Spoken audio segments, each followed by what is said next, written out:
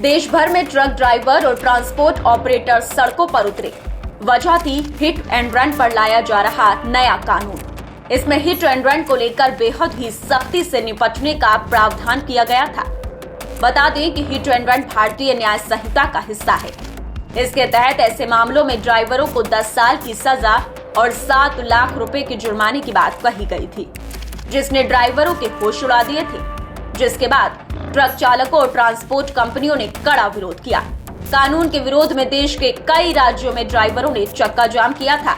हालांकि सरकार ने इस कानून को तुरंत लागू न करने की बात कही थी, लेकिन सवाल उठता है कि आखिर सरकार को इस नए कानून को लागू करने की जरूरत क्यों पड़ी।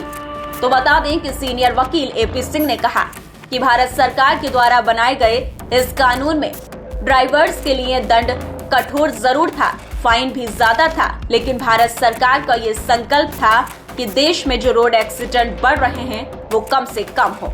लेकिन कानून के विरोध को देखते हुए सरकार ने इस पर पुनर्विचार की जरूरत समझी। एपी सिंह ने आगे कहा कि रोड एक्सीडेंट्स में ड्राइवर को भागना नहीं चाहिए, चोट लगे व्यक्ति को अस्पताल पहुंचाना चाहिए और भारत सरकार का संकल्प भी यही था कि लोग सुरक्षित रहें। यही वजह थी कि कानून को कठोर बनाया गया था। बता दें कि लापरवाही से गाड़ी चलाने वाले और एक्सीडेंट कर भागने के मामले भारत में लगातार बढ़ रहे हैं।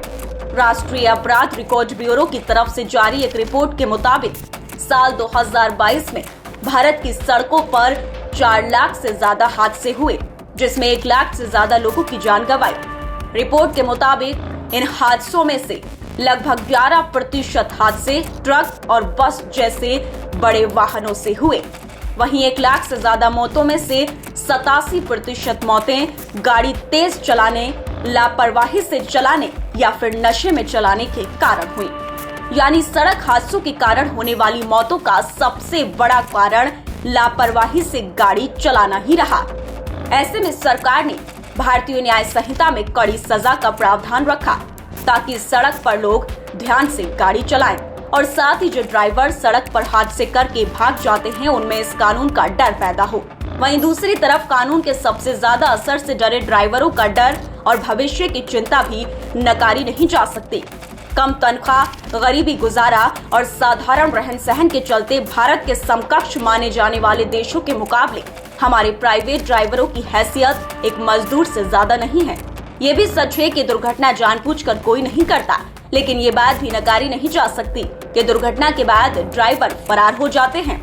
तो वहीं बता दें कि निश्चित तौर पर सरकार द्वारा इस कानून पर सोच विचार कर ट्रांसपोर्टर्स का पक्ष जानने की पहल अच्छी है, लेकिन यही काम पहले भी हो सकता था जब इसके संशोधन खातिर अमल में जुटे विशेषज्ञ और नौकरशाह दूर की सोचते थे। क्या उन्हें नहीं पता था कि ट्रांसपोर्टर संगठन कितना मजबूत है? वाहनों के पहिए थम जाएंगे तो हालात कैसे बेकाबू हो जाएंगे। वही हुआ। यकीनन ट्रांसपोर्टेशन देश की अर्थव्यवस्था के साथ आम लोगों की सभी जरूरतों की पूर्ति करता है।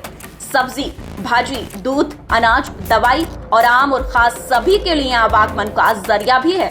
ऐसे में हड़ताल से एक ही दिन में देश भर में महज पेट्रोल डीजल की किल्लत तो सब्जियों के दूने भाव ने हालात कहां से कहां पहुंचा दिए, ये तो सबने चंद घंटों में देख ही लिया। फिलहाल इस खबर में इतना ही। बाकी अपडेट्स के लिए बने रहिए न्यूज़ टाइम के साथ।